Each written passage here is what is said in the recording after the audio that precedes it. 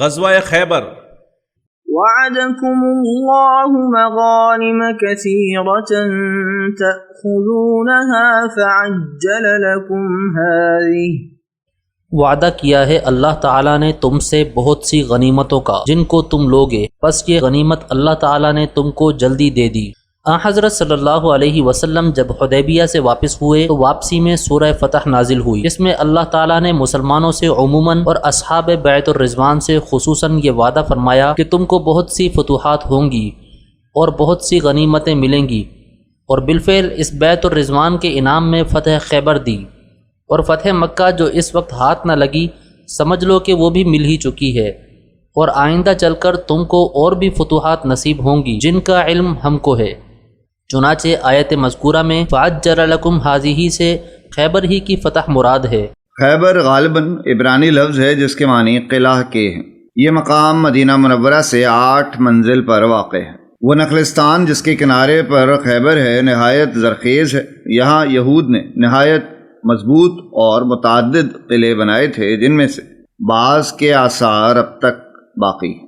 عرب میں یہودی قوت کا یہ سب سے بڑا مرکز تھا۔ مدینہ سے جب روسائے بنو نذیر جلاوطن ہو کر خیبر میں آباد ہوئے تو انہوں نے تمام عرب کو اسلام کی مخالفت پر اکسایا، جس کا پہلا مظہر احزاب کا مارکہ تھا۔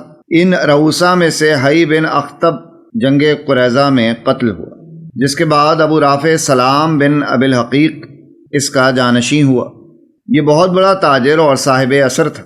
قبیلہ غطفان جو عرب کا بہت بڑا صاحب اثر قبیلہ تھا، ان کی آبادی خیبر سے متصل ہی تھی، اور ہمیشہ سے یہودی خیبر کے حلیف اور ہم عہد تھے۔ سن 6 ہجری میں سلام نے خود جا کر قبیلہ غطفان اور ان کے آس پاس کے قبائل کو اسلام کے مقابلے کے لیے آمادہ کیا، یہاں تک کہ ایک عظیم الشان فوج لے کر مدینہ پر حملے کی تیاریاں کی۔ حضرت صلی اللہ علیہ وآلہ وسلم کو یہ خبریں معلوم ہوئیں تو آپ صلی اللہ علیہ وآلہ وسلم کے ایما سے رمضان المبارک 6 ہجری میں حضرت عبداللہ بن عتیق ایک خزرجی انصاری کے ہاتھ سے سلام اپنے قلعہ خیبر میں سوتا ہوا مارا گیا۔ سلام کے بعد یہودیوں نے اسیر بن نظام کو مسند ریاست پر بٹھایا۔ اس نے قبائل یہود کو جمع کر کے تقریر کی اور کہا کہ میرے پیش روؤں نے محمد کے مقابلے میں جو تدبیریں اختیار کیں وہ غلط تھیں۔ صحیح تدبیر یہ ہے کہ خود محمد کے دارالریاست پر حملہ کیا جائے، اور میں یہی طریقہ اختیار کروں گا۔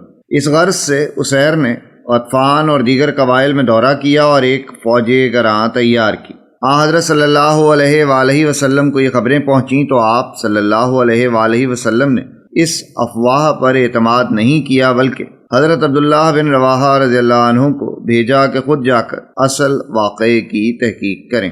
چنانچہ وہ چند آدمیوں کو لے کر خیبر گئے اور چھپ کر مشورے اور تدبیریں سنی، اور حالات آ کر حضرت صلی اللہ علیہ وآلہ وسلم کی خدمت میں پیش کیے۔ آپ صلی اللہ علیہ وآلہ وسلم نے حضرت عبداللہ بن رواحہ رضی اللہ عنہ کو 30 آدمی دے کر خیبر کو روانہ کیا۔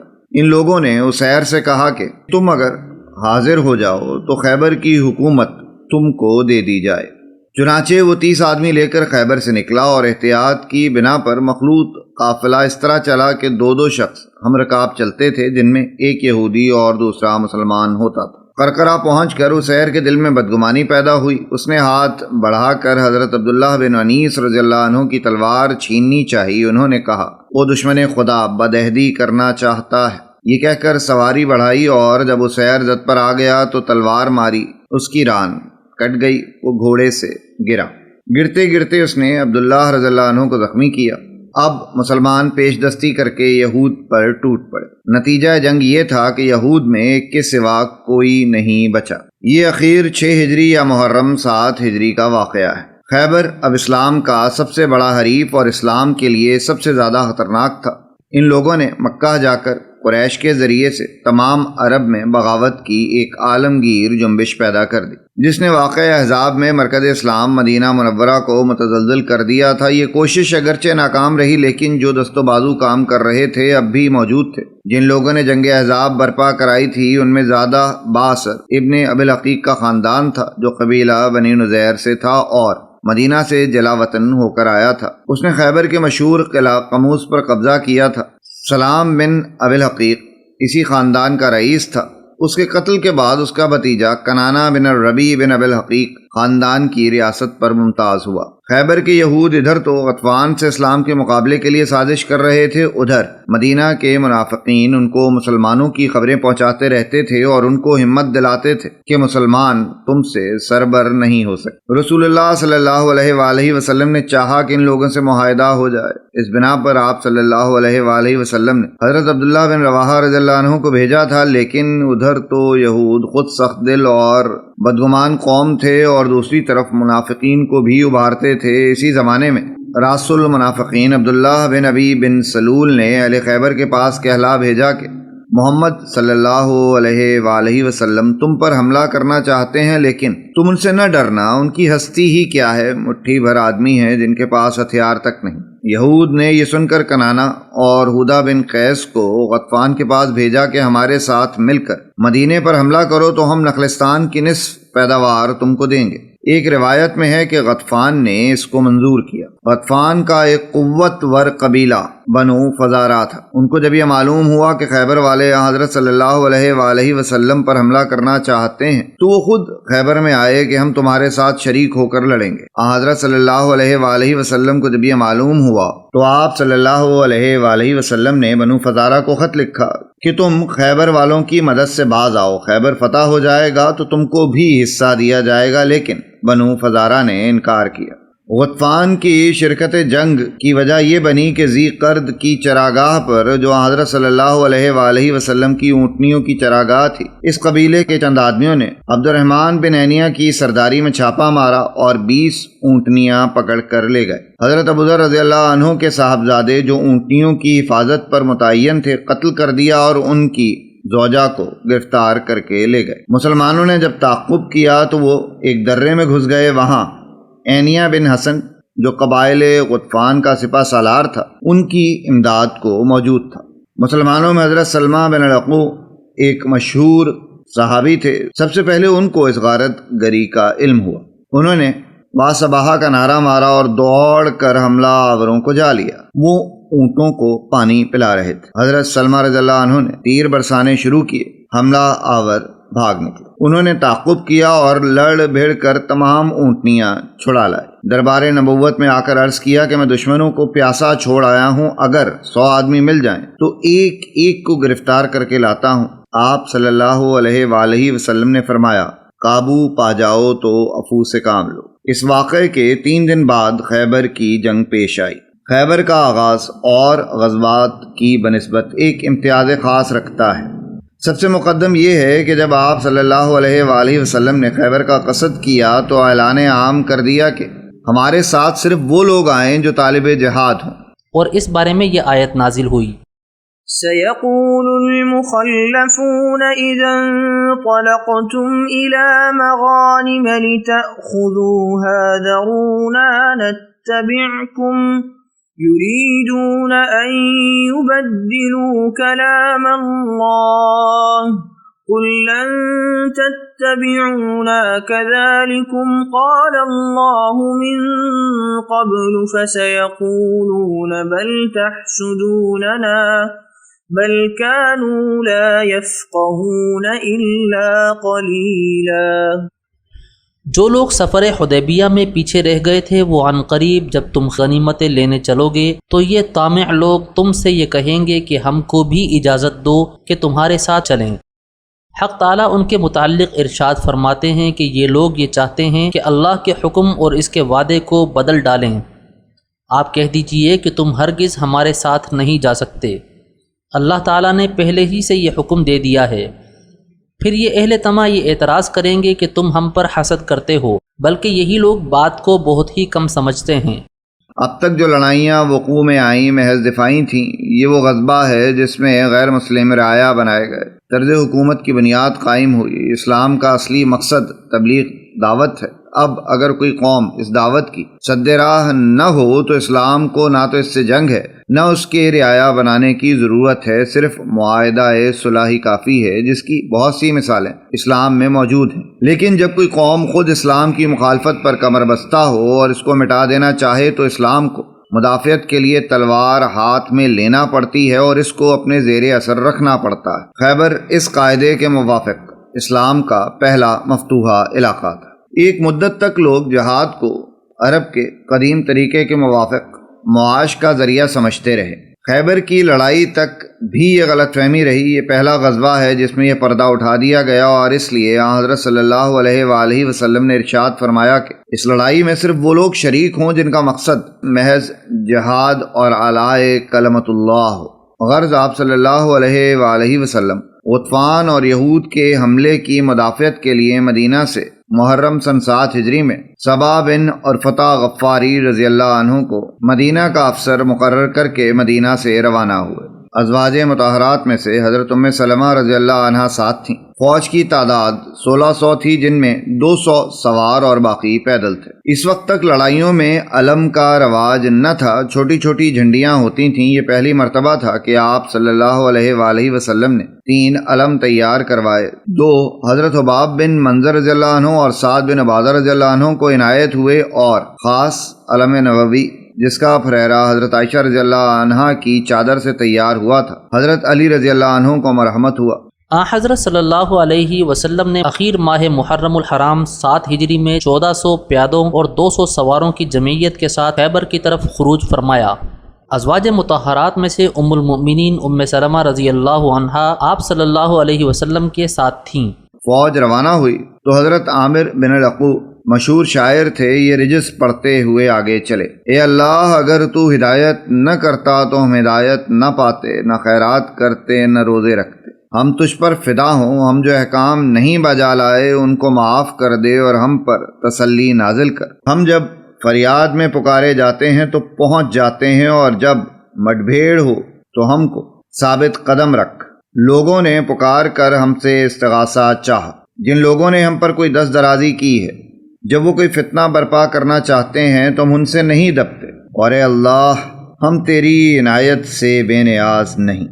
راہ میں ایک میدان آیا، صحابہ رضی اللہ عنہما نے تکبیر کے نعرے بلند کیے۔ چونکہ تعلیم و تلقین کا سلسلہ ہر وقت جاری رہتا تھا، ارشاد ہوا کہ آہستہ، کیونکہ کسی بہرے اور دور دراز نظر کو نہیں پکار رہے ہو، تم جس کو پکارتے ہو وہ تمہارے پاس ہی ہے۔ چونکہ معلوم تھا کہ غطفان اہل خیبر کی مدد کو آئیں گے، حضرت صلی اللہ علیہ وآلہ وسلم نے مقام رجی میں فوجیں اتاریں جو غطفان اور خیبر کے بیچ میں ہے۔ اسباب باربرداری، خیمہ و خرگاہ اور مستورات یہاں چھوڑ دی گئیں اور فوجیں خیبر کی طرف بڑھیں۔ غطفان یہ سن کر کہ اسلامی فوجیں خیبر کی طرف بڑھ رہی ہیں، ہتھیار سجا کر نکلے، لیکن آگے بڑھ کر جب ان کو معلوم ہوا کہ خود ان کا گھر خطرے میں ہے تو وہ واپس چلے گئے۔ خیبر میں قلعے تھے اور ان میں 20,000 سپاہی موجود تھے۔ ان سب میں قموس نہایت مضبوط اور محفوظ قلعہ تھا۔ مرحب عرب کا مشہور پہلوان جو 1100 کے برابر مانا جاتا تھا، اسی قلعے کا رئیس تھا۔ ابن ابی الحقیق کا خاندان، جس نے مدینہ سے جلاوطن ہو کر خیبر کی ریاست حاصل کر لی تھی، یہیں رہتا تھا۔ لشکر اسلام جب خیبر کے قریب یعنی مقام صحبہ میں پہنچا تو نماز عصر کا وقت آ چکا تھا۔ حضرت صلی اللہ علیہ وآلہ وسلم نے یہاں ٹھہر کر نماز عصر ادا کی۔ رسد کا ذخیرہ صرف ستو تھا، وہی آپ صلی اللہ علیہ وآلہ وسلم نے بھی پانی میں گھول کر نوش فرمایا۔ رات ہوتے ہوتے فوج اسلام خیبر کے قرب و جوار میں پہنچ گئی۔ عمارتیں نظر آئیں تو آپ صلی اللہ علیہ وآلہ وسلم نے صحابہ کرام اجمعین سے ارشاد فرمایا کہ ٹھہر جاؤ۔ پھر اللہ سبحانہ و تعالیٰ کا نام لے کر یہ دعا مانگی، اے اللہ، ہم تجھ سے اس گاؤں کی اور گاؤں والوں کی اور گاؤں کی چیزوں کی بھلائی چاہتے ہیں اور ان سب کی برائیوں سے پناہ مانگتے ہیں۔ ابن شام نے لکھا ہے کہ آپ صلی اللہ علیہ وآلہ وسلم کا معمول عام تھا، یعنی جب کسی مقام میں داخل ہوتے تھے تو پہلے یہ دعا مانگ لیتے تھے۔ صبح کو خیبر میں داخلہ ہوا۔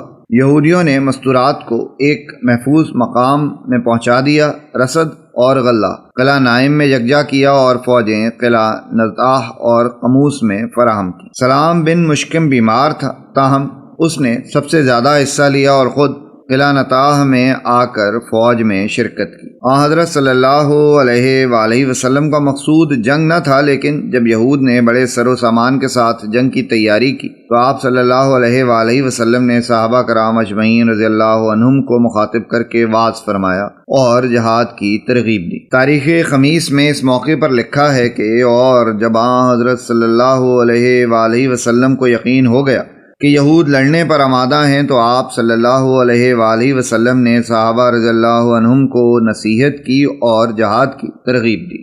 قلعہ ناعم۔ سب سے پہلے قلعہ نائم پر فوجیں بڑھی۔ حضرت محمود بن مسلمہ رضی اللہ عنہ نے بڑی دلیری سے حملہ کیا اور دیر تک لڑتے رہے۔ چونکہ سخت گرمی تھی، تھک کر دم لینے کے لیے قلعے کی دیوار کے سائے میں بیٹھ گئے۔ کنانہ بن ربیع نے قلعہ کی فصیل سے چکی کا پاٹ ان کے سر پر گرایا، جس کے صدمے سے شہادت ہوئی، لیکن قلعہ بہت جلد فتح ہو گیا۔ قلعہ قموس۔ اس مہم پر حضرت صلی اللہ علیہ وآلہ وسلم نے پہلے اور بڑے بڑے صحابہ کرام رضی اللہ عنہم اجمعین کو بھیجا، لیکن فتح کا فخر کسی اور کی قسمت میں تھا۔ جب مہم میں زیادہ دیر ہوئی تو ایک دن شام کو حضرت صلی اللہ علیہ وآلہ وسلم نے ارشاد فرمایا کہ کل میں اس شخص کو علم دوں گا جس کے ہاتھ پر اللہ سبحانہ و تعالیٰ فتح دیں گے، اور جو اللہ اور اللہ کے رسول کو چاہتا ہے اور اللہ کا رسول بھی اس کو چاہتے ہیں۔ یہ رات نہایت امید اور انتظار کی رات تھی۔ صحابہ رضی اللہ عنہم اجمعین نے تمام رات اس بے قراری میں کاٹی کہ دیکھیے یہ تاج فخر کس کے ہاتھ آتا ہے۔ صبح کو دفتن یہ آواز کانوں میں آئی کہ علی کہاں ہیں۔ یہ بالکل غیر متوقع آواز تھی، کیونکہ حضرت علی کرم اللہ وجہہ کی آنکھوں میں آشوب تھا۔ حسب طلب وہ حاضر ہوئے۔ حضرت صلی اللہ علیہ وآلہ وسلم نے ان کی آنکھوں میں اپنا لعاب دہن لگایا اور دعا فرمائی۔ جب ان کو علم عنایت ہوا تو انہوں نے عرض کیا کہ کیا یہود کو لڑ کر مسلمان بنا لیں؟ ارشاد ہوا کہ بنرمی ان پر اسلام پیش کرو، اگر ایک شخص بھی تمہاری ہدایت سے اسلام لائے تو سرخ اونٹوں سے بہتر ہے۔ لیکن یہود اسلام یا صلح کے قبول کرنے پر راضی نہیں ہو سکتے تھے۔ مرہب قلعے سے یہ رجس پڑھتا ہوا باہر نکلا۔ خیبر جانتا ہے کہ میں مرہب ہوں، دلیر ہوں، تجربہ کار ہوں، صلاح پوش ہوں۔ مرہب کے سر پر یمنی زرد رنگ کا مغفر اور اس کے اوپر سنگی خط تھا۔ قدیم زمانے میں گول پتھر بیچ سے خالی کر لیتے تھے، یہی خود کہلاتا تھا۔ مرہب کے جواب میں حضرت علی رضی اللہ عنہ نے یہ رجس پڑھا: میں وہ ہوں کہ میری ماں نے میرا نام شیر رکھا تھا، میں شیر نیستان کی طرح محیب ہوں۔ مرہب بڑے تم تراق سے آیا، لیکن حضرت علی رضی اللہ عنہ نے اس زور سے تلوار ماری کہ سر کو کاٹتی ہوئی دانتوں تک اتر آئی اور ضرب کی آواز دور فوجوں تک پہنچی۔ پہلوان کا مارا جانا عظیم الشان واقعہ تھا، اس لیے عجائب پسندی نے اس کے متعلق نہایت مبالغہ آمیز افواہیں پھیلا دی۔ غرض یہ قلعہ قموس 20 دن کے محاصرے کے بعد فتح ہو گیا۔ ان مارکوں میں 93 یہودی مارے گئے، جن میں حارث، مرہب، عسیر، یاسر اور عامر زیادہ مشہور ہیں۔ صحابہ رضی اللہ عنہم میں سے 15 بزرگوں نے شہادت حاصل کی۔ نکتہ: نبی اکرم صلی اللہ علیہ وسلم ہر روز جب کسی قلعے پر حملے کا ارادہ فرماتے تو اعیان مہاجرین و انصار میں سے کسی کو منتخب فرماتے کہ رایت اسلام یعنی اسلام کا جھنڈا اس کے ہاتھ میں دیں، اور اللہ تعالیٰ اس کے ہاتھ پر وہ قلعہ فتح کرا دیتے۔ چونکہ قلعہ قموس کی فتح کی فضیلت قضائے ازلی میں حضرت علی کے ہاتھ سے تھی، اس لیے حضرت صلی اللہ علیہ وسلم نے حضرت علی کو بلایا اور جھنڈا ان کو عطا کیا، اور حضور پرنور کا یہ فرمانا کہ جھنڈا ایک ایسے شخص کو دوں گا کہ خدا اور اس کے رسول کو دوست رکھے، یہ از راہ قدردانی اور حوصلہ افزائی تھا۔ معاذ اللہ اس کا مطلب یہ نہیں تھا کہ اس شخص کے سوا کوئی اور اللہ کے رسول کو دوست نہیں رکھتا۔ قلعہ صعب بن معاذ۔ قلعہ قموس فتح ہو جانے کے بعد صعب بن معاذ کا قلعہ فتح ہوا، جس میں غلہ اور چربی اور خورد و نوش کا بہت سامان تھا۔ وہ سب مسلمانوں کے ہاتھ آیا۔ ایک روایت میں ہے کہ جب مسلمانوں کو خورد و نوش کی کمی ہونے لگی تو رسول اللہ صلی اللہ علیہ وسلم سے دعا کی درخواست کی۔ آپ نے دعا کی، دوسرے ہی روز قلعہ صعب بن معاذ فتح ہو گیا اور خورد و نوش کا بہت سامان ہاتھ آیا، جس سے مسلمانوں کو مدد ملی۔ اسی روز آپ صلی اللہ علیہ وسلم نے یہ دیکھا کہ ہر طرف آگ جل رہی ہے۔ پوچھا یہ کیا ہے؟ لوگوں نے کہا کہ گوشت پکا رہے ہیں۔ آپ صلی اللہ علیہ وسلم نے پوچھا کس چیز کا گوشت ہے؟ کہا اہلی گدھوں یعنی پالتو گدھوں کا گوشت ہے۔ آپ صلی اللہ علیہ وسلم نے فرمایا وہ نجس ہے، سب پھینک دو۔ حصن قلہ، اس کے بعد یہود نے حصن قلہ میں جا کر پناہ لی۔ یہ قلعہ بھی نہایت مستحکم تھا، پہاڑ کی چوٹی پر واقع تھا، اس وجہ سے اس کا نام حصن قلہ تھا۔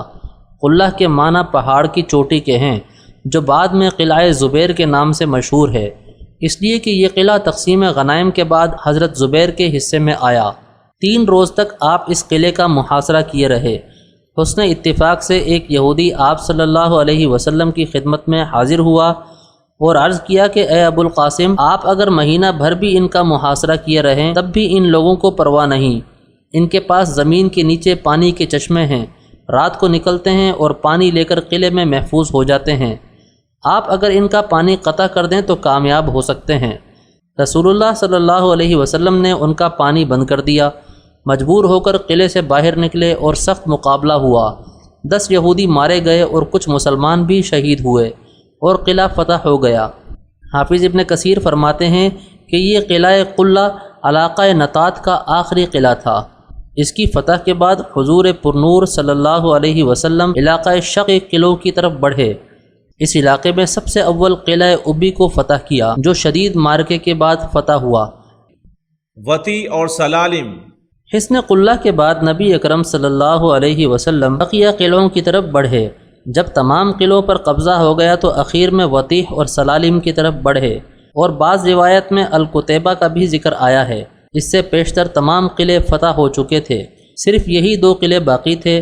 یہود کا تمام زور ان پر تھا۔ یہود ہر طرف سے سمٹ کر انہی قلعوں میں آ کر محفوظ ہو گئے تھے۔ 14 دن کے محاصرے کے بعد مجبور ہو کر صلح کی درخواست کی۔ آپ صلی اللہ علیہ وسلم نے ان کی درخواست منظور کی۔ یہودیوں نے ابن ابی الحقیق کو صلح کی گفتگو کرنے کے لیے بھیجا۔ آپ صلی اللہ علیہ وسلم نے اس شرط پر جان بخشی کہ خیبر کی سرزمین کو یکلخت خالی کر دیں، یعنی سب جلا وطن ہو جائیں، اور سونا اور چاندی، ہتھیار اور سامان حرب سب یہاں چھوڑ جائیں، اور کسی شے کو چھپا کر نہ لے جائیں۔ اگر اس کے خلاف ہوا تو اللہ اور اس کے رسول بری الذمہ ہیں۔ مگر یہود باوجود اس عہد و میثاق کے پھر اپنی شرارت سے باز نہ آئے، اور حیی بن اخطب کا ایک چرمی تھیلا جس میں سب کا زر و زیور محفوظ رہتا تھا اس کو غائب کر دیا۔ آپ صلی اللہ علیہ وسلم نے کنانہ بن ربیع کو بلا کر دریافت کیا کہ وہ تھیلا کہاں گیا۔ کنانہ نے کہا لڑائیوں میں خرچ ہو گیا۔ آپ صلی اللہ علیہ وسلم نے فرمایا زمانہ تو کچھ زیادہ گزرا نہیں اور مال بہت زیادہ تھا۔ یہ کہہ کر آپ صلی اللہ علیہ وسلم نے ایک انصاری کو حکم دیا کہ جاؤ فلاں جگہ ایک درخت کی جڑ میں دبا ہوا ہے۔ چنانچہ وہ صحابی گئے اور مال برآمد کیا جس کی قیمت 10,000 دینار تھی۔ کنانہ بن الربیع جس نے قلعے کی فصیل سے چکی کا پارٹ گرا کر حضرت محمود بن مسلمہ رضی اللہ عنہ کو شہید کیا تھا، قصاص میں قتل کر دیا گیا۔ فتح فدق، جب اہل فدق کو اس کی اطلاع ہوئی کہ یہود خیبر نے ان شرائط پر صلح کی ہے تو ان لوگوں نے بھی حضرت صلی اللہ علیہ وسلم کی خدمت میں پیام بھیجا کہ ہماری جانوں کو امان دیا جائے، ہم تمام مال و اسباب چھوڑ کر یہاں سے جلا وطن ہو جائیں گے۔ آپ صلی اللہ علیہ وسلم نے اس کو منظور فرمایا اور محیصہ بن مسعود کے واسطے سے گفتگو فرمائی۔ چونکہ فدق بغیر کسی حملہ اور فوج کشی کے فتح ہوا، اس پر نہ سوار لے جانے پڑے اور نہ پیادہ، اس لیے فدق خالص رسول اللہ صلی اللہ علیہ وسلم کے قبضے اور تصرف میں رہا اور خیبر کی طرح غانمین پر تقسیم نہیں ہوا۔ فتح کے بعد زمین مفتوحہ پر قبضہ کر لیا گیا، لیکن یہود نے درخواست کی کہ زمین ہمارے قبضے میں رہنے دی جائے، ہم پیداوار کا نصف حصہ ادا کریں گے۔ یہ درخواست منظور ہوئی۔ بٹائی کا وقت آتا تو حضرت صلی اللہ علیہ وآلہ وسلم عبداللہ بن رواحہ رضی اللہ عنہ کو بھیجتے تھے۔ وہ غلے کو 2 حصوں میں تقسیم کر کے یہود سے کہتے تھے کہ اس میں سے جو حصہ چاہو لے لو۔ یہود اس عدل پر متحیر ہو کر کہتے تھے کہ زمین اور آسمان ایسے ہی عدل سے قائم ہے۔ خیبر کی زمین تمام مجاہدین پر جو اس جنگ میں شریک تھے تقسیم کر دی گئی۔ اسی میں حضرت صلی اللہ علیہ وآلہ وسلم کا خمس بھی تھا۔ حضرت صفیہ رضی اللہ عنہ رئیس خیبر کی بیٹی تھیں اور ان کا شوہر بھی قبیلہ نذیر کا رئیس تھا۔ باپ اور شوہر دونوں قتل کیے جا چکے۔ حضرت صلی اللہ علیہ وآلہ وسلم نے ان کی خاندانی عزت کے لحاظ سے ان کو آزاد کر دیا۔ اور آپ صلی اللہ علیہ وآلہ وسلم نے ان کو اختیار دیا کہ وہ آزاد ہو کر اپنے گھر چلی جائیں یا آپ صلی اللہ علیہ وآلہ وسلم کے نکاح میں آنا قبول کریں۔ انہوں نے دوسری صورت پسند کی۔ غزوہ بن المصطلق میں حضرت جویریہ رضی اللہ عنہا کے ساتھ بھی یہی واقعہ پیش آیا، اور اس سلوک کا جو اثر ہوا وہ ہم پہلے دیکھ آئے۔ فتح کے بعد حضرت صلی اللہ علیہ وآلہ وسلم نے چند روز خیبر میں قیام کیا۔ اگرچہ یہود کو کامل امن و امان دے دیا گیا اور ان کے ساتھ ہر طرح کی مراعات کی گئیں، تاہم ان کا طرز عمل مفسدانہ اور باغیانہ ہی رہا۔ ایک دن زینب نے، جو سلام بن مشکم کی بیوی اور مرہب کی بھاوش تھی، حضرت صلی اللہ علیہ وآلہ وسلم کی چند صحابہ کرام رضی اللہ عنہم کے ساتھ دعوت کی۔ آپ صلی اللہ علیہ وآلہ وسلم نے فرط کرم سے قبول فرمایا۔ زینب نے کھانے میں زہر ملا دیا تھا۔ آپ صلی اللہ علیہ وآلہ وسلم نے ایک لقمہ کھا کر ہاتھ کھینچ لیا، لیکن بشر بن برا نے پیٹ بھر کر کھایا اور زہر کے اثر سے بالآخر ہلاک ہو گئے۔ حضرت صلی اللہ علیہ وآلہ وسلم نے زینب کو بلا کر پوچھا۔ اس نے جرم کا اقبال کیا۔ یہود نے کہا، ہم نے اس لیے زہر دیا کہ اگر آپ پیغمبر ہیں تو زہر خود اثر نہ کرے گا، اور پیغمبر نہیں ہیں تو ہم کو آپ کے ہاتھ سے نجات مل جائے گی۔ حضرت صلی اللہ علیہ وآلہ وسلم کبھی اپنی ذات کے لیے کسی سے انتقام نہیں لیتے تھے۔ اس بنا پر آپ صلی اللہ علیہ وآلہ وسلم نے زینب سے تعرض نہیں فرمایا، لیکن جب کچھ روز کے بعد بشر بن برا رضی اللہ عنہ زہر کے اثر سے انتقال کر گئے تو وہ قصاص میں قتل کر دی گئیں۔ خیبر کی فتح سے اسلام کی ملکی اور سیاسی حالت کا نیا دور شروع ہوتا ہے۔ اسلام کے حقیقی دشمن صرف دو تھے، مشرکین اور یہود۔ اگرچہ مذہباً باہم مختلف تھے، لیکن سیاسی اسباب کی بنا پر ان میں اتحاد پیدا ہو گیا تھا۔ مدینہ کے یہود عموماً انصار کے حلیف تھے، اسی طرح خیبر کے یہود غطفان کے حلیف تھے۔ اب حضرت صلی اللہ علیہ وآلہ وسلم کے مقابلے کے لیے مکہ اور مدینہ کے مشرکین اور منافقین سب مل کر ایک ہو گئے تھے۔ خیبر کی فتح کے بعد یہود کی قوت بالکل ٹوٹ گئی اور مشرکین کا ایک بازو جاتا رہا۔ اب تک اسلام چاروں طرف سے نرغے کی حالت میں تھا۔ اس بنا پر بجز عقائد اور ضروری عبادت کے شریعت کے اور احکام کی تاسیس و تعلیم کا موقع نہ تھا۔ شریعت کے احکام، جیسا کہ حضرت عائشہ رضی اللہ عنہا نے فرمایا ہے، حالات کے اقتضاء سے بتدریج آئے ہیں۔ خیبر کی فتح سے ادھر تو یہود کی فتنہ انگیزیوں سے نجات ملی اور ادھر حدیبیہ کی صلح سے مشرکین کی طرف سے اطمینان حاصل ہوا۔ اس بنا پر اب مسلمان جدید فقہی احکام کی تعلیم کے قابل ہو چکے تھے۔ خیبر کے موقع پر پنجے سے شکار کرنے والے پرند حرام ہو گئے، درندہ جانور حرام کر دیے گئے، گدھا اور خچر حرام کر دیا گیا وغیرہ۔ مہاجرین حبشہ کی حبشہ سے واپسی۔ جو مہاجرین مکہ سے حبشہ کی جانب ہجرت کر گئے تھے، جب ان کو یہ معلوم ہوا کہ حضرت صلی اللہ علیہ وآلہ وسلم مکہ مکرمہ سے ہجرت فرما کر مدینہ منورہ تشریف لے آئے ہیں، تو اکثر ان میں سے حبشہ سے مدینہ چلے آئے۔ عبداللہ بن مسعود رضی اللہ عنہ اس وقت مدینہ پہنچے کہ جب آپ صلی اللہ علیہ وآلہ وسلم بدر کی تیاری فرما رہے تھے۔ حضرت جعفر رضی اللہ تعالیٰ عنہ اور ان کے ساتھ جو چند اشخاص رہ گئے تھے، وہ اس روز پہنچے کہ جس روز خیبر فتح ہوا تھا۔ حضرت صلی اللہ علیہ وآلہ وسلم نے حضرت جعفر رضی اللہ عنہ کو گلے لگایا اور پیشانی کو بوسہ دیا، اور بعد ازاں یہ فرمایا کہ میں نہیں سمجھتا کہ مجھ کو فتح خیبر کی مسرت زیادہ ہے یا جعفر کے آنے کی۔ ابو موسیٰ اشعری رضی اللہ عنہ، جو حضرت جعفر رضی اللہ عنہ کے ساتھ آئے تھے، راوی ہیں کہ ہم رسول اللہ صلی اللہ علیہ وآلہ وسلم کی خدمت میں اس وقت پہنچے کہ جب آپ صلی اللہ علیہ وآلہ وسلم خیبر فتح فرما چکے تھے۔ مال غنیمت میں سے ہم کو بھی حصہ عطا فرمایا، ہمارے سوا جو فتح خیبر میں شریک نہ تھا کسی کو حصہ نہیں دیا۔ یہ بخاری کی روایت ہے۔ بیہقی کی روایت میں ہے کہ مسلمانوں سے کہہ کر ان لوگوں کو غنیمت میں شریک فرمایا۔ وادی القریٰ اور فدق۔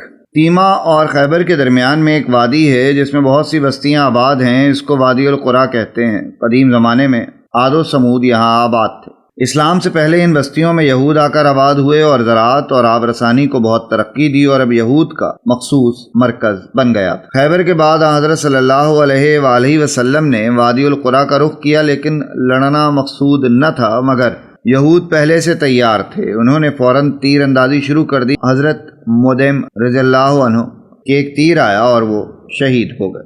عام مورخین نے یہود کی تیاری کا ذکر نہیں کیا ہے، لیکن امام بیہقی نے صاف لکھا ہے کہ یہود ہمارے مقابلے کو تیر چلاتے ہوئے نکلے اور ہم تیار نہ تھے۔ بہرحال جنگ شروع ہوئی، لیکن تھوڑے سے مقابلے کے بعد یہود نے ہتھیار ڈال دیے اور خیبر کی شرائط کے موافق صلح ہو گئی۔ وادی القرا اور تیمہ کی فتح کے بعد آپ صلی اللہ علیہ وآلہ وسلم مدینہ منورہ واپس ہوئے۔ اسی سال ام حبیبہ بنت ابی سفیان رضی اللہ عنہ حبشہ سے مدینہ آئیں، جن سے حضور اکرم صلی اللہ علیہ وآلہ وسلم نے نجاشی کے توسط سے نکاح فرمایا تھا۔